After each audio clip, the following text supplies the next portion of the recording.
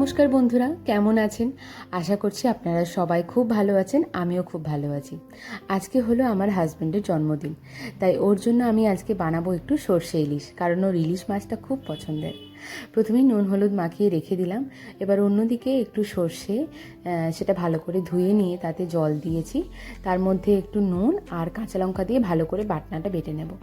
এবার গ্যাসে ফ্রাইং প্যানটা চাপিয়ে তেল দিয়ে এবার মাছগুলো আমি একদম হালকা আঁচে মানে লো ফ্লেমে ভাজতে দেবো। ইলিশ মাছ অবশ্য খুব একটা ফ্রাই করতে লাগে না।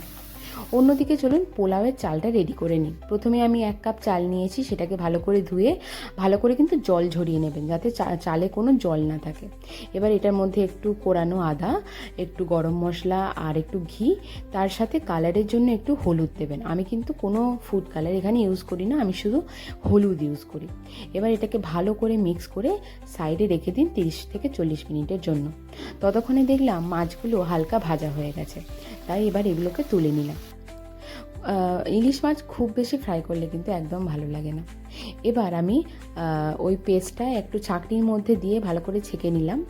তারপর এটার মধ্যে আমি একটু হলুদ আর জিরে গুঁড়ো অ্যাড করেছি।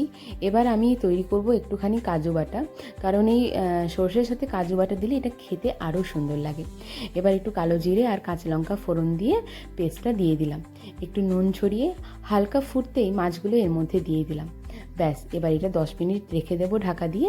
তৈরি হয়ে গেল ইলিশ, সর্ষে ইলিশ। এবার অন্যদিকে কড়াইতে আমি একটু সাদা তেলের মধ্যে ঘি দিয়ে কাজু কিশমিশটা ভেজে নিয়েছি। এবার আমি একটু গরম মশলা দিয়ে মানে গোটা গরম মশলা দিয়ে চালটা দিয়ে ভালো করে চালটাকে ভাজতে হবে। ভাজতে ভাজতে দেখবেন একটা টাইমে চালটা খুব হালকা হয়ে যাবে।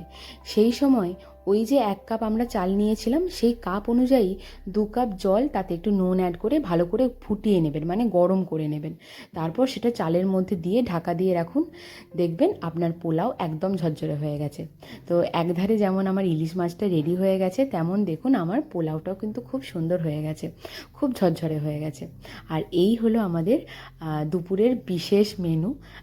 এখানে সব ভাজাভুজি আর পায়েসটা আমার শাশুড়ি মা রান্না করেছে, বাদ বাকি আমি। ব্যাস, খাওয়া দাওয়ার পাট চুক্তি সন্ধ্যাবেলা তৈরি করে ফেললাম আমার বরের জন্য আমার হাতের তৈরি স্পেশাল চকলেট কেক। আর কেকের উপরটা এইভাবে সাদা ক্রিম দিয়ে একটু ডেকোরেট করে দিয়েছি। আমার কেক তৈরি করতে ভীষণ ভালো লাগে, তাই আমার কোনো নিকট আত্মীয় জন্মদিন শুনলেই আমি তার জন্য এইভাবে কেক বানাই। হয়তো দেখতে অতটা সুন্দর হয়নি, কিন্তু এটা খেতে দুর্দান্ত হয়েছে। আর অবভিয়াসলি বাইরের কিনে আনা কেকের থেকে এটা তো যথেষ্ট হেলদি। এই ভিডিওটা তোমাদের কেমন লাগলো জানিও। ভালো